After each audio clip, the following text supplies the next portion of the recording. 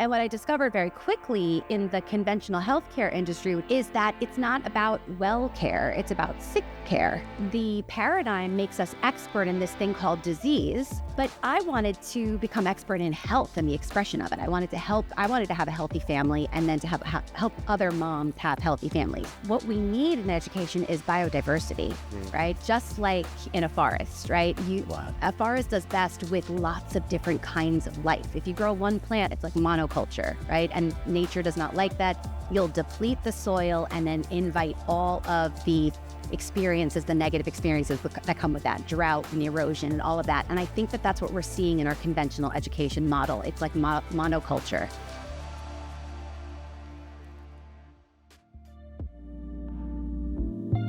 Our potential,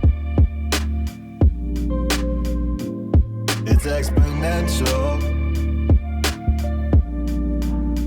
Hey, what's up, guys? Welcome to another episode. I'm here with Marissa with Soul to Soil. Thank you for coming. Thanks for having me. It's so great to be here. Oh my God, it's a pleasure. Thanks for coming.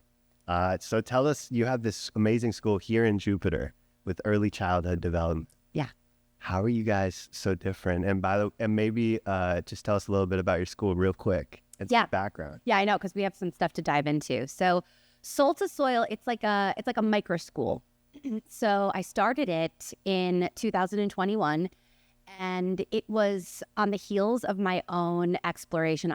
I'm late to discovering how amazing nature is. I've been in natural health for a really long time, but as I found, actually natural health isn't super nature-based. That might sound surprising, and I can talk more about that. I'm curious. But yeah, so I was pursuing all these really cool explorations, following my own curiosity.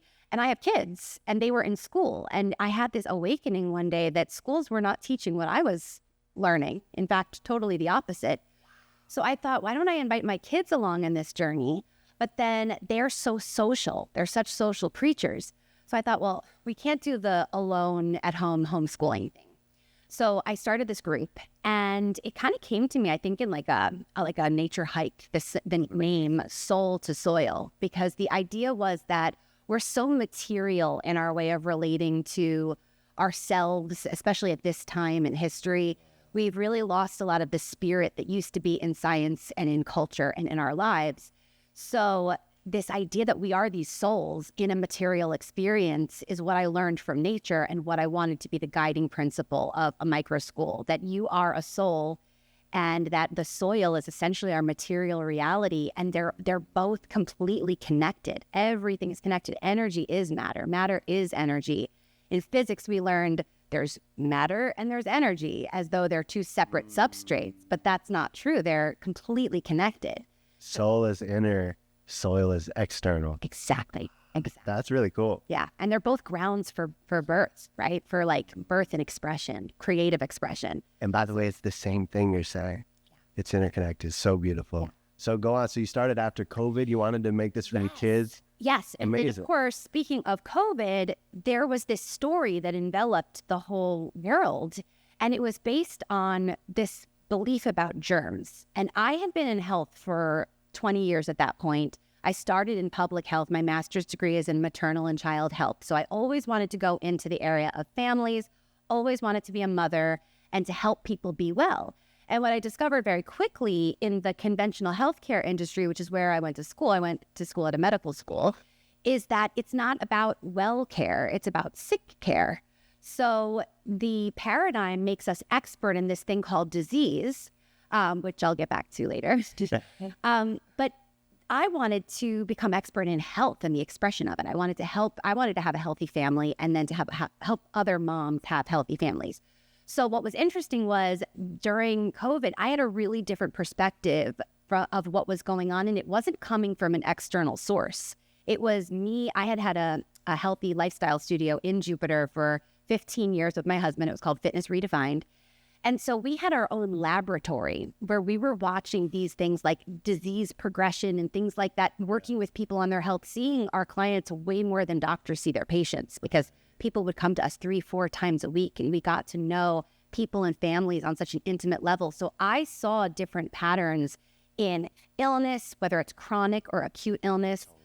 And so when COVID hit and I saw people thinking that Lysol spraying was actually safer, or like dousing their hands in, antibacterial. You remember? Yeah. Yes. Like We were like literally like putting Purell over our groceries. Right. Oh my gosh. Yes, exactly. Remember that? Like I was telling, like, my friends were telling me they were doing that. I was like, that's a waste of time. What? Yes. People were scared. Right. Well, that's what fear does have us believing in these fictitious stories. And that's why I think it's so beautiful, because what happened, but everything was closed, right? So I am a very suburban girl. I grew up on Long Island. I've lived in Jupiter, is very much a suburban. I mean, you have this beautiful farm here that is so nature connected, but it's not necessarily the most nature connected place. I mean, You're in Abaco, right? Yeah. like Abaco area. Suburbia. Yeah. It's totally suburbia. So It's like they paved paradise and put up a parking lot. So I lived in that world, right? Yeah. And so for me, it was such an opportunity. I could only go with my very active kids to the beach or to the parks or to the forest. So I was late to discover how incredibly magical nature was. And little did I know nature would become my greatest teacher. I became that was my mentor then. All of the teachers and the teachings and the books that I had been reading, I was led to my best teacher. And that's why I started Soul to Soil, because learning from nature, I actually saw why we make these mistakes as humans, why we fear germs and think inviting in poisons actually is a solution. And in regenerative agriculture even, we lose a little bit of nature's perspective because we're still focusing on problems and solutions rather than the interconnectivity of all of life and all of expression. And we can't just stop using poisons. We can't just, expect that we're all going to take on this really balanced, beautiful food forestry perspective and connect more with Overnight. Right. Especially if we bypass the stories that still live within us, that keep us separate from nature, that don't have us understanding the concept of self-healing. So Soul to Soil, along with in my work as I'm also somebody who supports people in health. I call myself a self-healing mentor, but some people would call me a homeopath, all kinds of names. A coach. Yeah. A coach, yeah. But by the way, that's amazing. So you help people. You're a mentor. For years. And healing, yeah. That's incredible. So self-healing, because our body is nature. I mean, if you want to look to what, like the secrets of nature, you got it right here. It's a perfect example. And by the way, it's so beautiful the closer you get to it, too. It is. The body is incredible. And I was very self-hating of the body. Like I traveled that journey, so I relate with this kind of going to war that we're taught because we fear the body. I was a ballet dancer, so I was really, really harsh on my body. And so I do understand how difficult it is to leave that paradigm of wanting to be, like, being frustrated with your body and wanting symptoms to go away. But as we start to look to nature and then see our bodies as nature, you just build this incredible awe and compassion for yourself. And you can actually allow healing it's a birthright. Everybody heals. You don't have to do it. It's innate. It's innate. That's beautiful. Yeah. Wow. So, okay. That's how this school was seeded. Beautiful. Yeah. Microschool. What's it like now? And I also want to talk about, you're having a play coming up here soon. Yes. Tell us about that. So interesting. Our first year, I had this amazing group of kids and families, and they came from all different walks of life. At your place. Yeah. And we were, our classroom is nature. So we're in nature spaces. We're using picnic tables as desks, like when we write. So it's really evolved over the last few years. But ultimately, what I love about microschooling, and something that I definitely want to speak to today, is that my hope for education as a whole is that more programs like Soul to Soil come about, not as isolated homeschool experiences. I think that's beautiful when people take on, like a family takes on the charge of educating their children. But I think actually what's really interesting, if we're to follow nature, what we need in education is biodiversity. Right? Just like in a forest, right? Wow. A forest does best with lots of different kinds of life. If you grow one plant, it's like monoculture, right? And nature does not like that. You'll deplete the soil and then invite all of the experiences, the negative experiences that come with that, drought and erosion and all of that. And I think that that's what we're seeing in our conventional education model. It's like monoculture. Sterile. So it's sterile. You can't develop. Right.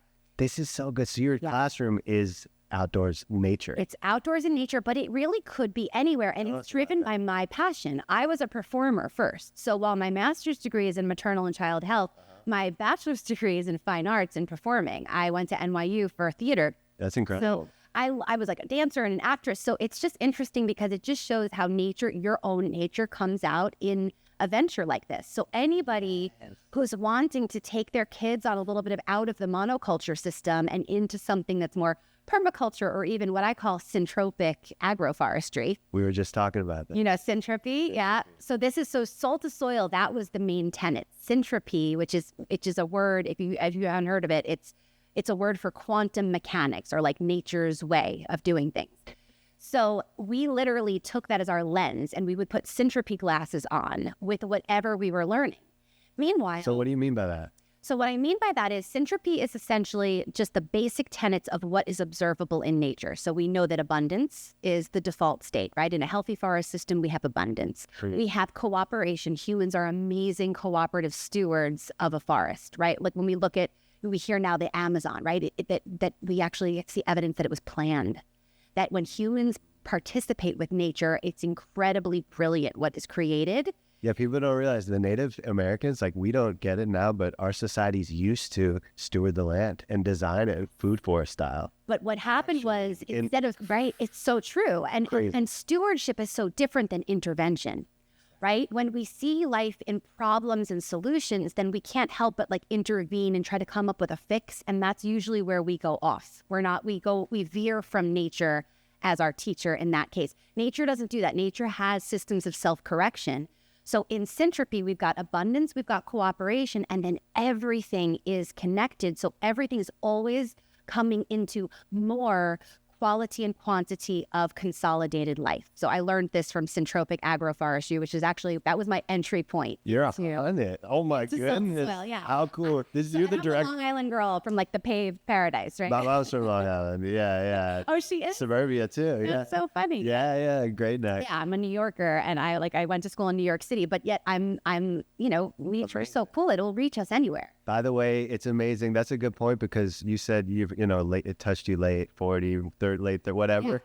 It's okay. We learn to see it when we see it.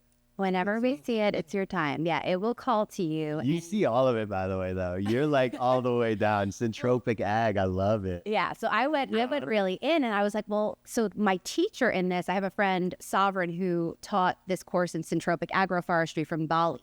And when I started coaching with him, he was applying it to what he called human ecology. And I saw him applying these concepts that were being used to create like self-healing, self-correcting, abundant forest systems, right? These forest systems that produce so much more food than a farm ever could, a conventional farm, right? Same thing within the human system. So within our emotions, our thoughts, he would call it your mind garden. And he used the human being and a forest and compared them. Yeah. And you can see so many parallels. So what he was doing, the weeds kids will resonate. Oh, and then weeds they're teachers. They're invited, and we call them invasive. You know, we have this way of we like to celebrate native things when it's normal for an environment to shift, and then the native species aren't doing as well. So as part of the solution, nature invites in these weeds, not in an invasive way, but to help self-correct, accumulate the nutrients needed to then decompose and create soil for new growth and perhaps a better environment for those natives to reemerge, right? Right, we get fixated. That's what you're saying. Like when actually creation is just doing what it always does. It's cycles. What would you say to someone who's like, wait, we brought the natives here, the invasives,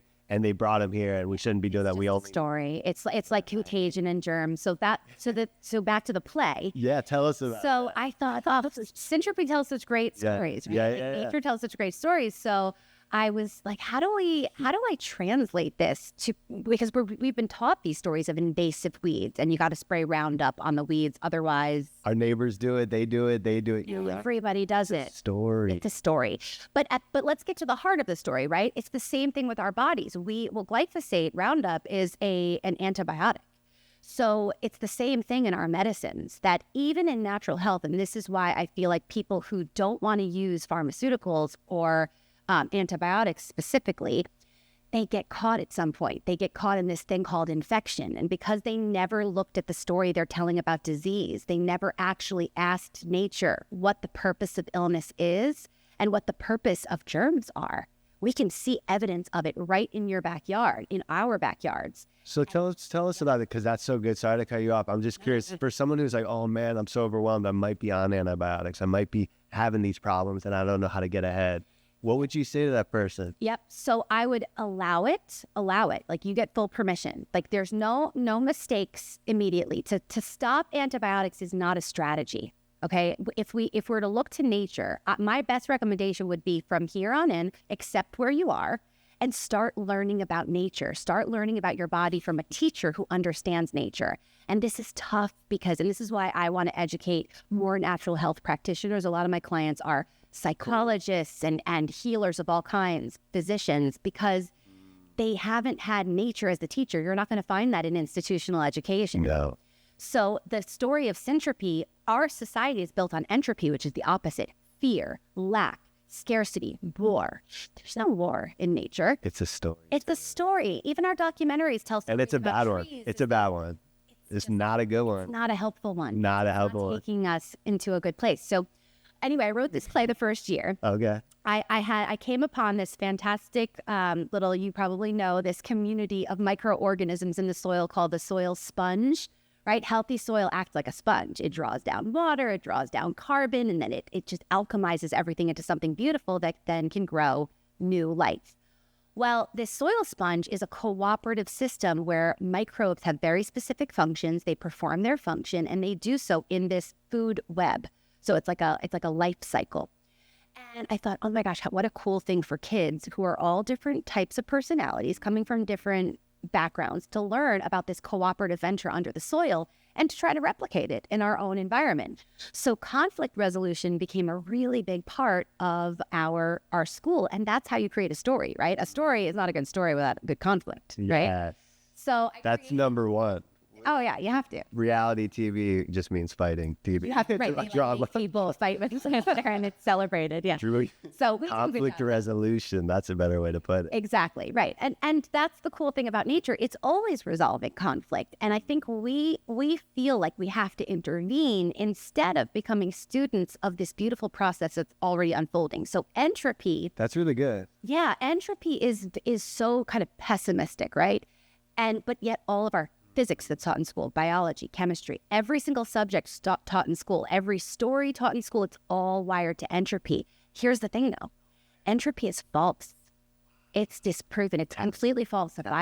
It's not scientifically It's not even real. supported. It's not even real. So it's just fairy tale. So all our whole societies are run on fiction. So explain that. What do you mean by that? So what I mean is that, like, let's just say I catch this thing called a virus. First of all, if we're to look into virology, and we don't have enough time today to go into it, but I recommend going into like Thomas Cowan's work or Dr. Andrew Kaufman, look into this field, or I can't remember the scientist from Germany, virologist.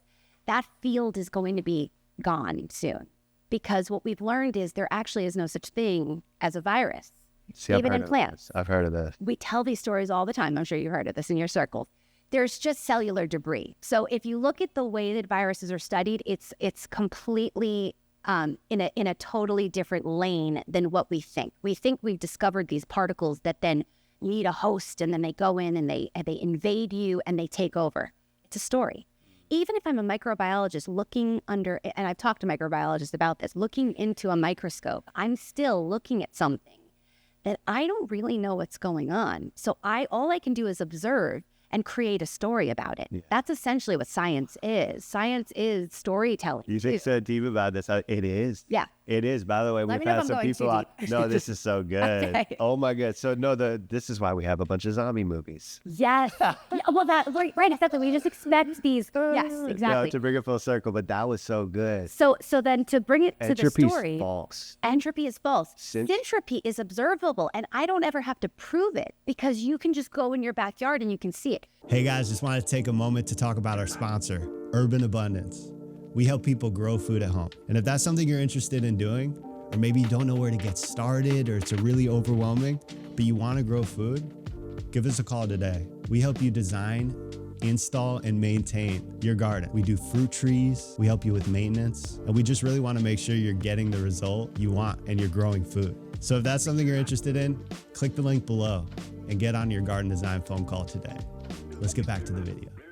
You can actually sit with yourself in an illness and see that illness is composting. It's the same thing. It's the same process. It's just decomposition. Cellular debris. It's cellular debris that just needs to be broken down. To cycle and be processed. Yes. That's the word process. You used it earlier. It's a Process and digest. We look, that's wow, that's process. what microbes do. They process and digest. We should songs call about this it. episode Process and Digest. Process and digest, the human story. We need to just reprocess and digest it, right? So good. But so just to loop it back around, Yeah. so syntropy is observable. We can see that it's true. But here's what's interesting about syntropy. In syntropy, there's an observable law. It says everything performs a function with purpose. So if you look in the human story, we've been driven by this illusion called entropy, right? So all we do is we try to avoid things, right? We try to prevent and avoid. Meanwhile, we don't really see prevention or avoidance in nature. Nature accepts and nature just cycles, right? Show up. It does. So same thing with illness. If illness shows up, this is where humans get tripped up. We get caught in what I call a cause consciousness. We've got to find an it. We've got to blame a culprit. We have to find something that caused, because our way of relating it's so linear, and nature is not linear. How many lines do you really have out there beyond the ones that maybe you create in a loving way in one of your guilds, right? Everything is curved or spiraled. This is why your kids are so sweet. Once you get that, it's or like annoyed at my conversations. they're like, Mom, with enough. Yeah. My- Okay, Mom. Here she my goes on the girl. spiral thing again.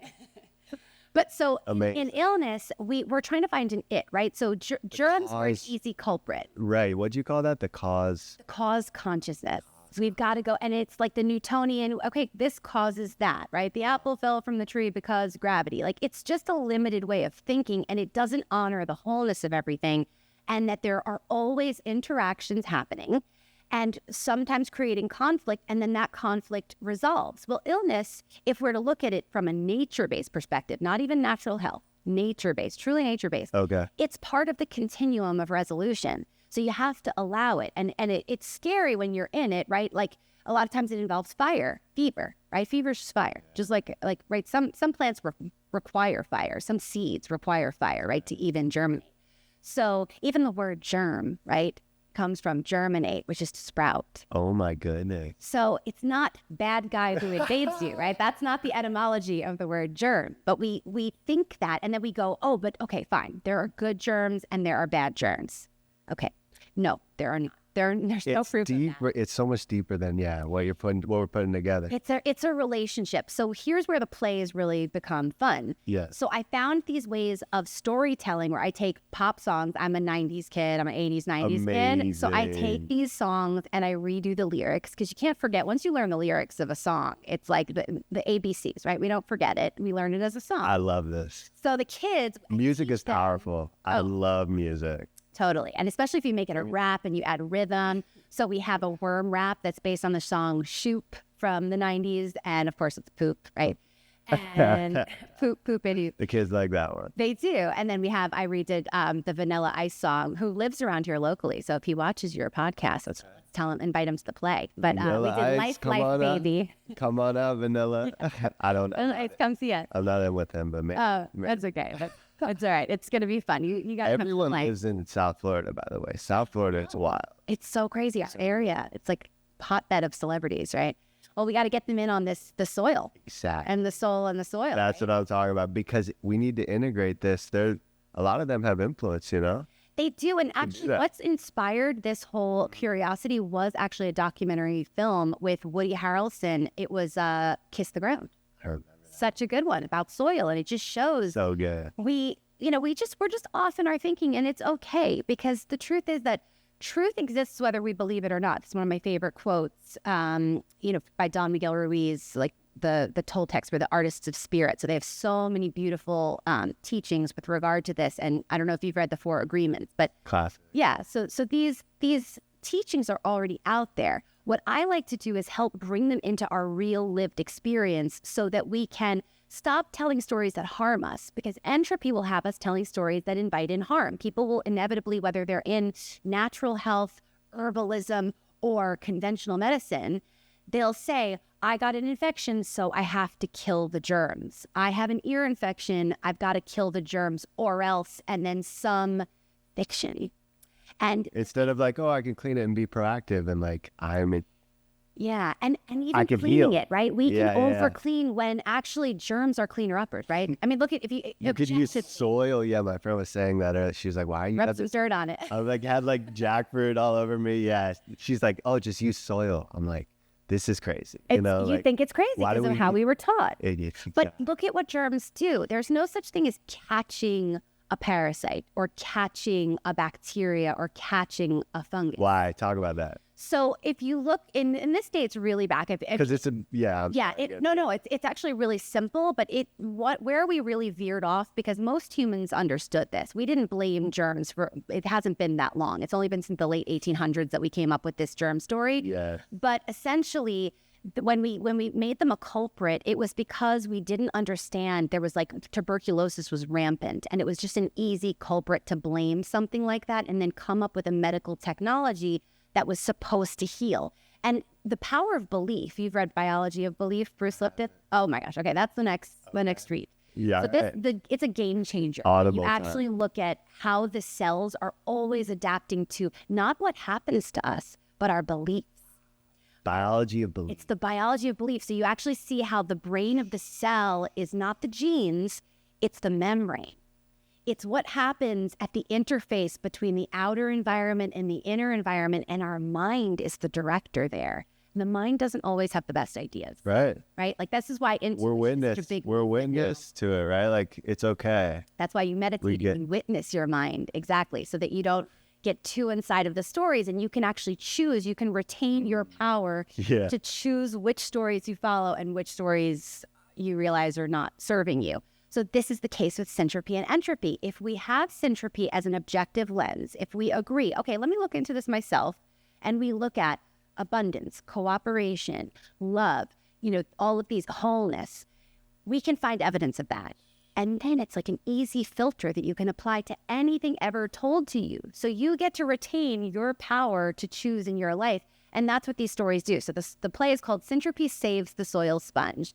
And it's about these siblings whose parents are having a really hard time. The dad gets cancer that he believes is from his toxic sprays. And what's the irony there? Wow. Our conventional medical paradigm, even natural health, will tell you, you got to get the chemo. You got to get the radiation. You have to harm yourself in order to heal. And think about just fundamentally how powerful that is in the human story, that we actually believe so deeply in this idea that there's a cause for our suffering, that it's not part of a bigger picture of evolution, that instead we try to blame something and then we actually attack ourselves in the process. We think we have to hurt ourselves in order to heal. That's not healing. Dope. No, and A lot of us are conditioned to do that. You're right. yeah, but a lot, and I understand it because it sounds scary when somebody says that big C word. You're like, uh-oh, I've got an invader. There's something taking over me. But it is us. Cancer is they're just cells that forgot and need to just be reminded of what to do. They just Instead of forgot. making it the boogeyman. That's Cancer what this is story's us. doing. That's so beautiful. So in this What is it? story, The sponges. it's called Syntropy Saves the Soil Sponge. And then in the winter, we have one called Syntropy Saves the Story of Sickness. And I bring in these old stories, indigenous teachings, and we sing these really fun pop songs. And you see, Wait, what are some more songs? 30 minutes. I like that they're 90s pop, by the way. I love. You love Naka, you're 9. Oh, I like pop. I like all music. Yeah. But like, man, which ones you got on the? Okay, so for this new play, I have Faith, George Michael. You got to have Faith. Faith and Syntropy is the song. We have Under Pressure, Queen. So that's not 90s. That's older. Deserves a play. Mashup with Under Pressure, and then that's what's sampled in Ice Ice Baby. Dun, dun, dun, dun, dun, dun, dun. So it's really fun. Then we have Shoop, which is the earthworm rap. We even did a Holla Back Girl, Gwen Stefani. That's the Fungus song, the Fungus Cheer.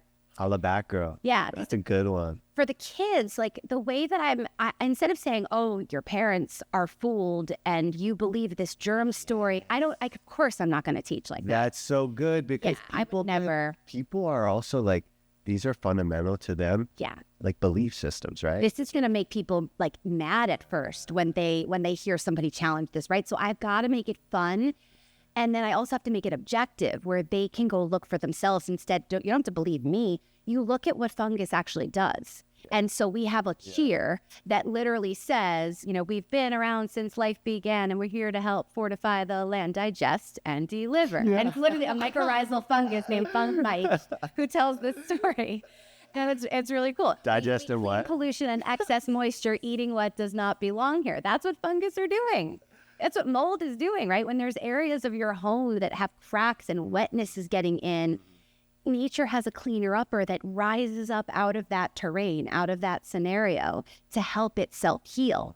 But then we fear it. We're like, oh my gosh, it's mold and I'm going to get sick from the mold.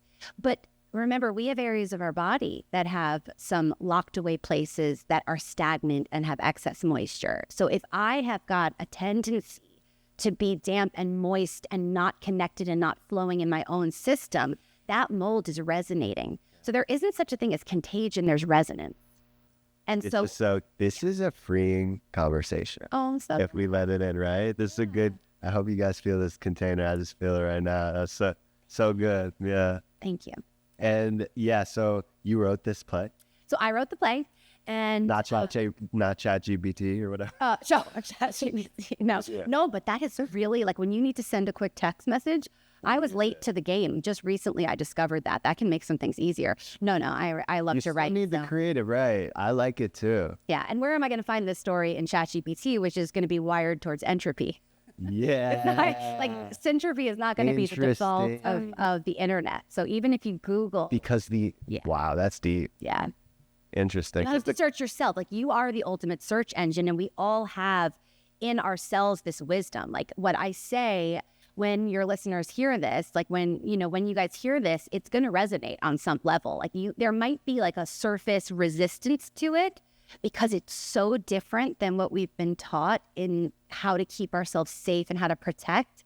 And it's important to just like let that be witnessed that. Just like breathe through that phase and then take it in, realizing that nobody ever needs to tell you what to believe. You can feel into this all on your own but look at the function. Anytime somebody tells you there's a bad guy, look at the function in nature. Look at what parasites do. That's the condition a la mode in functional medicine. Everything's blamed on parasites. People are going to clinics and getting themselves cleansed with all kinds of herbs. But even my herbalist friends, they'll say, this herb is antimicrobial. And I would say, why would you ever want to take such a thing then? Yeah, we're more microbe than we are human cell. Yeah, it's like it's a Hail Mary.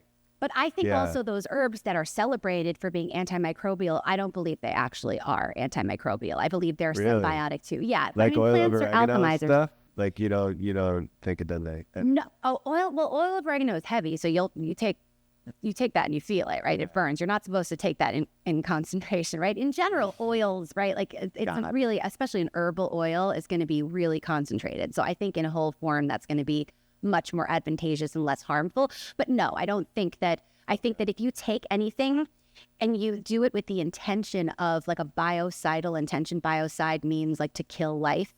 So even if it's colloidal silver, a lot of people take that instead of antibiotics. You're taking something to kill life. So it's just just remember biology of belief. It's the story that harms. It's not the substance. So what would you say instead of biocide? I like that. Yeah. What's another solution? So another solution is to work with your story. So actually the way to heal infection is to support it. So if you learn how to support a fever, and that used to be how we used to heal, you would actually expedite a fever. One of the reasons why I wanted... That's so interesting. Yeah. I feel the same way. Like hurry it up. Yeah, like... You don't want it to go like a wildfire, right? You don't want it to spread. You want to contain it, and you want to allow it to do its work. Interesting. But also, again... How do you do that, though? Sorry to interrupt. I'm just curious. Yeah. How does that happen? Well, so what I do is I actually don't intervene with a whole lot. We keep warm, we rest, and we hydrate, right? You don't want dehydration. Think it's a fire, right? It's going to dry things out. It's going to heat things up. So you need to hydrate. But also, I use homeopathic remedies. Homeopathic remedies are frequencies. So they're not actually physical substance.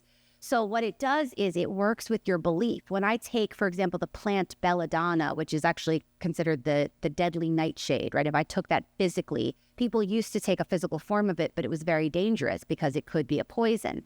So you would never want to take a concentrated form of that.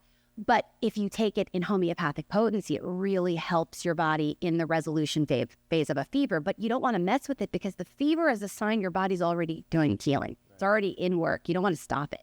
And that's usually what happens because everything's waves, right? In life, we're like sound. Like it's so cool when you really go deep into quantum science that like we're basically like waves that turn into particles and then we manifest as this physical form. So waves. So is this creation. So is this realm.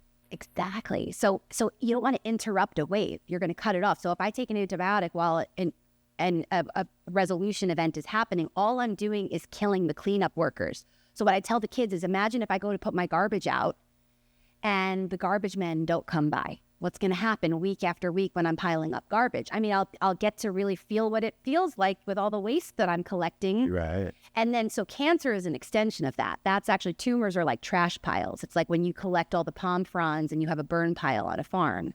So eventually They're blockages. yeah, but at the same time, they're actually part of a really beautiful solution within the body, and we kind of mess with it. We think that they're bad, and meanwhile, actually, it's the belief. Like somebody's telling you, I found tumors and you're dying. That's a powerful statement, just on the level of belief. Now I'm going to follow that trail. I just watched this show called Alone. Have you ever watched it? Yes. Yeah, my husband's into it.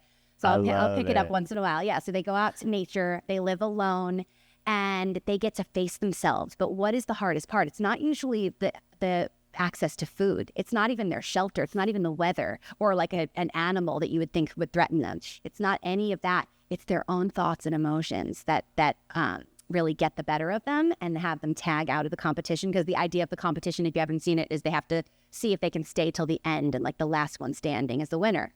Well, this one woman was on there and her options for her cancer were she had breast cancer, which is a condition. If you look at like there's a whole other area of this that we can have a whole separate conversation on what causes illness. Yeah. If we're really to talk about cause, it happens in the psyche because the psyche is the substance, just like the soul is the soil and the soil is the soul.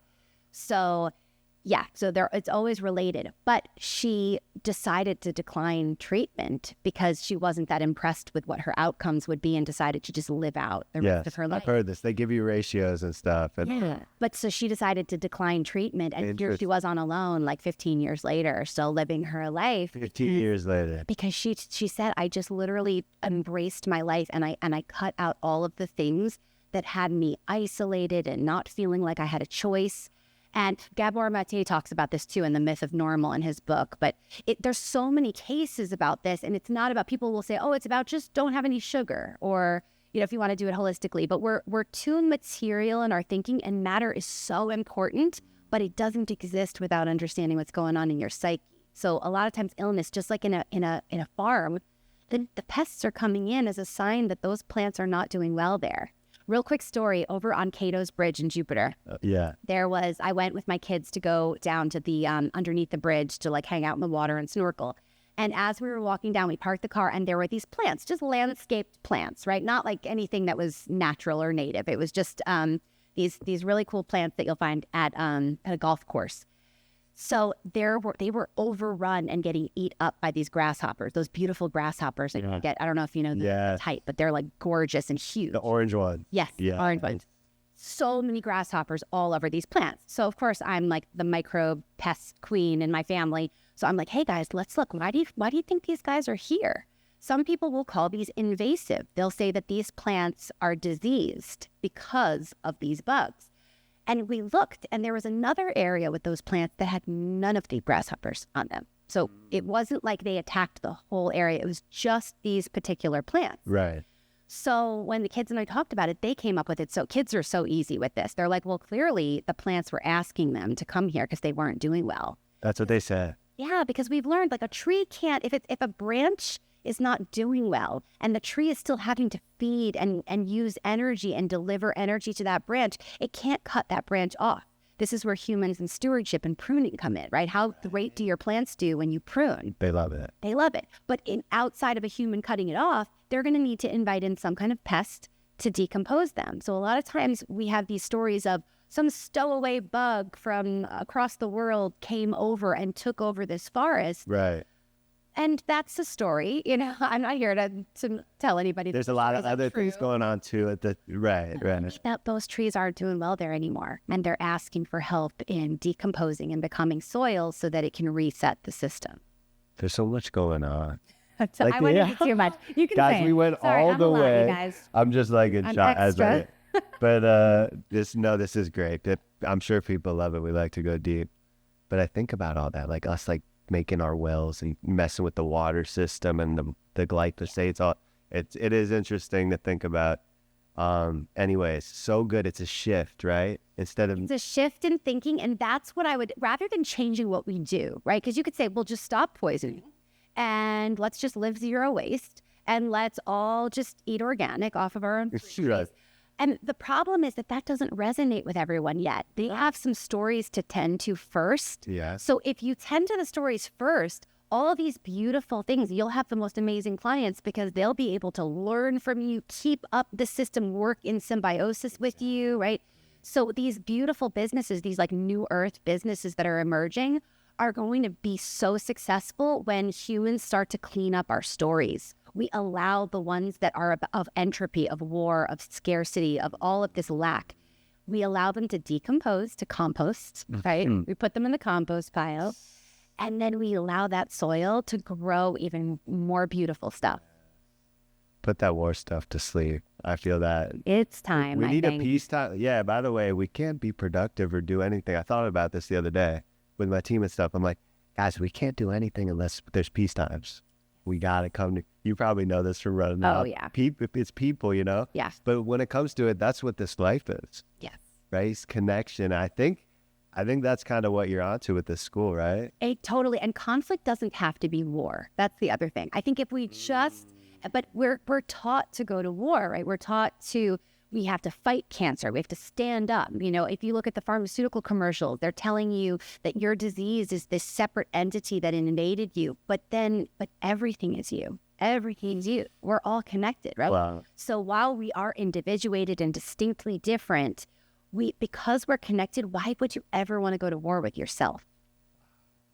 That's deep. Yeah. Because that other country is here or whatever. Right, exactly. Fill in the blank is. It's still part of the one So good. ecosystem that is Earth. Yeah. So we break down, because by the way, even us, wow, this is so good. And I want to just bring it back to it with your school and like how people, when is your, yeah. When like, do I so, hold the by program? the I way, know. we're all one. And just like that's, I'm trying to wrap up what we said. Impossible. But basically, yeah, no, we're made up of a community of microbes. We are a community. So it's like the deeper you go, the more it's like, oh, it relates. Yes. And honor yourself. Like honor thyself. Every amazing thinker that, whose teaching lasted, Confucius, Socrates, you have some version of know thyself, right? That's the goal. So like we try to know and help and know about all these causes and diseases. And I don't even believe there is such a thing as any specific disease. Even Florence Nightingale said it. She was like a war nurse and seeing all these different iterations of disease. She said there's no such thing as specific diseases. Because they're just expressions of symptom and struggle. And when you start to learn, and I couldn't teach that just in this podcast, but this is what my life's work is about, So is cool. just inviting people to learn about their nature rather than about their disease. Because disease won't even exist when you go into this, when you start to just lean on the self-healing paradigm. It's all just expressions of you that are working themselves out, and you can be a helper rather than a harmer. Mm-hmm. Wow. Yeah. So Soul to Soil is that. It's a self-healing school for kids. Amazing. And we do it in really fun ways. For this particular leg of Soul to Soil, it's performing arts because that's my jam. But it could literally be anything else. I mean, it can be anyone's passion. It could be computer science. My middle son loves Fortnite. Like there could be microschools in any different area. But it's so funny. Speaking of war, Fortnite is like a first-person shooter game. But like I played all those games too as a kid. Now I'm a farmer and into this. And by the way, much happier. And Right? yes. But like when I was a kid, yeah, there was something in that was good. Like my mind wanted that. Yeah. So like It it's good to resonated. foster it. Yeah. It resonates. Resonant. That's what you said. And it was exploring and stuff that I like. Yeah, and it could also be about the skill. We don't have to get, and this is my goal with Soul to Soil and for the parents of Soul to Soil too, is to understand that just because a story exists doesn't mean you have to live by it, get get or be ruled by it. So we talk about ruling and measuring. And just to take a quick little side note, this is really cool, and you'll appreciate this as somebody who measures, right, and designs landscapes. Measurement can be really useful in certain regards, right? In certain ways that we can use measurement, but we take it a little too far. And when measurement first came around, the like origins of where like an inch, right, or even a meter, if you look at that, they had to standardize it because it was based on the size of a human body. It was based on like the size of a thumb or an arm length or a foot, right? So, but they couldn't just have, oh, okay, well, tell me how many feet, you know, Jack, tell me how many feet this is. Your measurement is going to be different than mine. So whose measurement did they use? It was the king. It was the ruler. But the king is a servant, not a god, a boss. The more you're the boss, the more you realize this. Yes. You got to become your own, like realize your inner authority and realize that measurement is helpful, that we can have these collective agreements, but they don't have to run your life. You don't have to believe a germ story just because your doctor says it, you know? You could change the standard here and there. You can be the driver of this. Yeah, shifting your story will literally change your entire life. In a better way, by the way. Completely. Yeah. Cool. Well, anytime you're aligning with nature, it's going to be better. Yeah, sure. Yeah, nature is where all the good stuff is, and says the Long Island girl, so that's a big deal. Where'd you grow up in Long Island? I'm from Huntington, so I'm in the North Shore. Yeah, Huntington in the middle. Yeah, there's beaches up there. People don't realize. Oh, yeah. Yeah, I was right by the shore. So I've always been by the sea. My name Marissa. My mom named me that because I come from Mary, my grandmother, but it's of the sea. Amazing. Yeah. So the ocean, too, that's another germ story. Everybody tries to leave Du Bois Beach because of the bacteria. But, you know, it's so ironic. That's a story. This is a funny one. So they only test, so the Department of Health locally only tests for one strain of this type of bacteria, and it's enterococci, which actually is considered a good bacteria. Oh my goodness. So everybody tries to avoid the water and then blames anything that happens to them on the water. Meanwhile, there are so many bacteria in the ocean. It's like, or all kinds of microbes. We don't even know, but It's ironic. They only test this one kind, and that same kind is sold in capsule form, and people take it as probiotics. Oh my goodness. This is how silly we get, right? Can't swim in it, but we could pay a company for us to. Just the belief Yeah. that I might catch a germ and get a disease has power. That causes a stress response, and the body will do stuff in a stress response. It's just the way that stress works. It's going to, all the hormone stuff, like fight or flight. Oh, there's stuff in here. Yeah, but it's not because of a germ. You have germs all in and out of you. And what I was going to say real quick about why parasites and fungi and bacteria show up, they all come from the same source. So from what we can tell, there was a guy named Antoine Béchamp who's famous for this perspective called terrain theory. He was a contemporary of Louis Pasteur, but without getting into too much of the story, he called them microzymas. So essentially there's like a spectral particle, like a particle of light. And based on a terrain, it can turn into bacteria, fungi, parasites. It can shapeshift.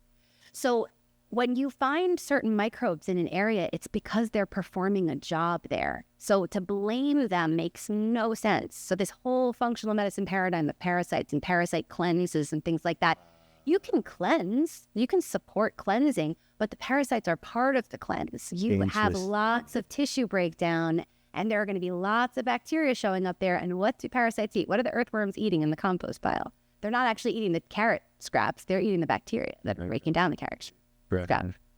Wow. That's interesting. Yeah. Oh my. So all of it is connected. All of it is Big time. The soul and the soil. And that's why I really want these messages to get out there. And I'll be telling these stories forever, and I'll be singing along. Hopefully you'll sing with me. When is the play? It's November 2nd. Perfect. Yeah, it's November 2nd. It's soultosoil.net is our website, so I will post it there. Our Instagram. My Instagram is where I talk about the self-healing stuff. So that's marissa.lavin. I follow. Okay. Yeah. We'll put it up. And soultosoil.net. Yeah, and it's soultosoil.net is the website. And locals can come watch the show and get inspired. Yes, I hope they do. Okay. Yeah, get a little inspiration to start retelling those germ stories. Yeah. And realize why, Roundup is not necessary as part of the solution. Totally. To protect our waters, too. I love the beach here. that's why the bacteria are there. They're decomposing all that extra stuff, that runoff, in the water. It's nitrogen from that. That's the bigger issue. You're right. Yes, exactly. And it's an imbalance. But nature is so lovely. Like, that's the beautiful thing that we can also learn from nature. Nature is so compassionate and loving of us that it's always self-correcting and self-healing. It's not punishing us. A hurricane is just churning up all of that nutrient density from the bottom of the ocean, right? So nobody really wants to be in a hurricane. And I think eventually we'll stop calling in such big events. Just like, I'll tell you, my body shifted so much when I stopped blaming germs.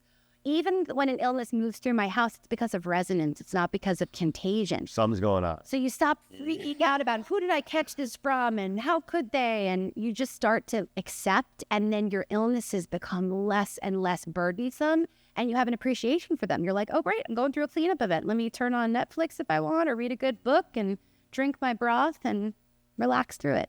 Wow. Yeah, God, I mean, they say God is merciful, right? If God is nature, right, in this creation or whatever, nature is merciful. Always. Like, we inflict our will on it all day long. They don't say a word. They just, It's so true. It's so beautiful. true. Nature is our grace. biggest teacher. That's how we started this whole day. Yep. Our Nature biggest is the teacher. teacher. Marissa, you threw down today. Oh, so thank good. you. Thank you. Yeah. So support her play. Is there anything else you want to share with the both? No, I just really appreciate this opportunity, and I love to always meet with and riff with a fellow microbe fan, soil fan. Big time. That's awesome. Thank you, Jack. I really appreciate it. Of course. I'd love to have you back on in the future. Anytime. I'd love to talk about this stuff. Talk about it. We can really dive into illness if you want to go into that one. It's a good one. Self-heal, my friends. Thank you, Marissa, for coming. Thank you. Have a good one, y'all. Hey guys, another awesome video. Thank you for watching and all your support. Hey, do me a favor, click the like and subscribe button down below if you haven't already. It goes a long way. We'll see you in the next one.